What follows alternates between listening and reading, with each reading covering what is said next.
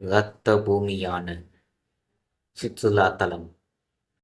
பகல்காம் என்பது இந்திய யூனியன் பிரதேசமான ஜம்மு காஷ்மீரின் அனந்த்நாக் மாவட்டத்தில் உள்ள ஒரு நகரமாகும். இது ஜம்மு காஷ்மீர் பள்ளத்தாக்கில் 7,700 அடி உயரத்தில் லிடர் ஆற்றின் கரையில் அமைந்துள்ளது.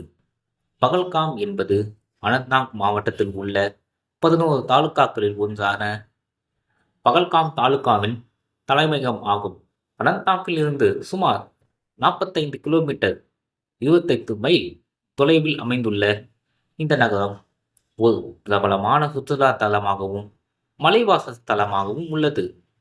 ஏப்ரல் 22ஆம் தேதி அன்று பகல்காம் அருகே உள்ள பைசான் பள்ளத்தாக்கில் தி ரெசிடென்ஸ் சேர்ந்துடன் தொடர்புடைய போராளிகள் சுற்றுலா பயணிகள் குழு மீது துப்பாக்கிச் சூடு நடத்தினர். இதில் குறைந்தது 28 பேர் கொல்லப்பட்டனர் மற்றும் 20க்கும் மேற்பட்டோர் காயமடைந்தனர். சுற்றுலா தலமாக விளங்கும் பகல்காமில் இந்த தாக்குதல் நடத்தப்பட்டுள்ளது பலரையும் அதிர்ச்சியடைய செய்துள்ளது. உயிரிழந்தவர்களின் எண்ணிக்கை இன்னும் உறுதியாக தெரியவில்லை. அது குறித்து அரசு தரப்பில் உறுதி செய்யப்படும். அண்மைய ஆண்டுகளில் பொதுமக்கள் மீது நடத்தப்பட்ட தாக்குதலில் இது மிக பெரியது என ஜம்மு காஷ்மீர் மாநில முதல்வர் உமர் அப்துல்லா தெரிவித்துள்ளார். பிரதமர் மோடி கண்டனம்.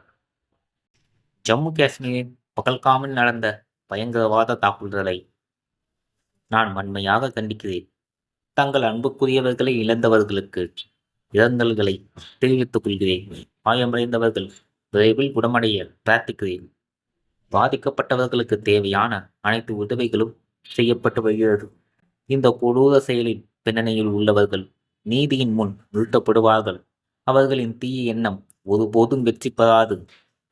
பயங்கரவாதத்தை எதிர்த்து போராடுவதற்கான நமது தீர்மானம் அசைக்க முடியாதது. அது மேலும் வலுவடையும் என்று கூறியுள்ளார். நன்றி, வணக்கம்.